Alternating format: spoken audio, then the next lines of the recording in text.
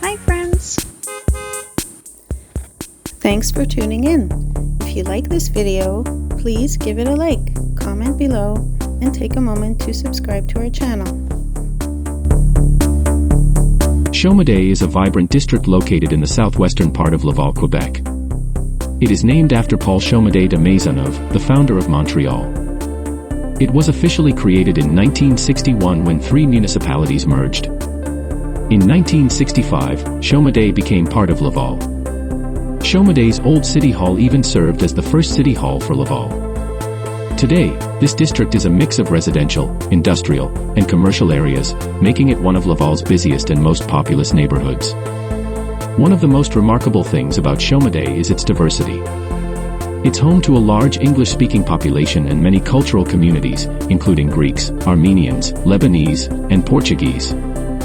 This diversity is reflected in its festivals, restaurants, and community activities. Chomedey has a lively urban feel with lots to explore. You'll find bustling shopping areas and green spaces perfect for relaxation. It's also a hub for education and innovation, with schools and cultural centers enriching the local community. Thanks for joining us on this journey through Chomedey, Quebec.